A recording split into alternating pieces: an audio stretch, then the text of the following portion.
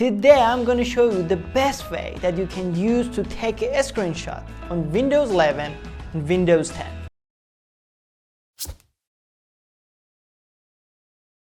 Taking a screenshot on Windows is really easy. For instance, when you want a screenshot of the whole screen, you just need to press Windows key and print a screen. And you can find your screenshot on this PC,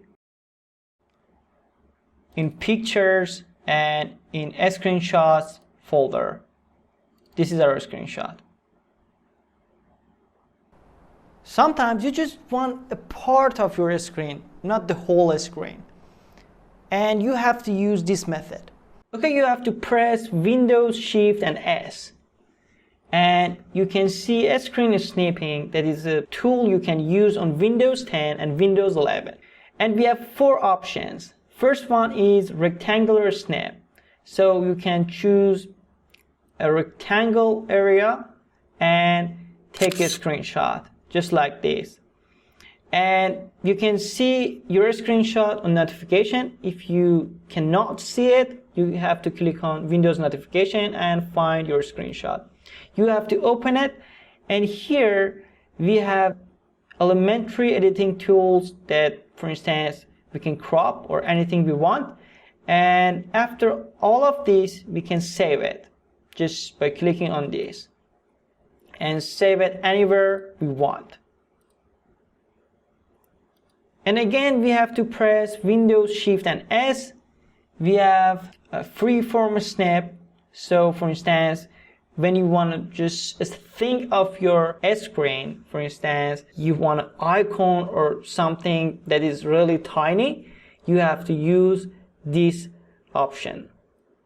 For instance, I want just this part, and I can see on my Windows notification. Another option we have is Window Snip, that you can choose, for instance, a new folder or part of a program that you open it before and take a screenshot.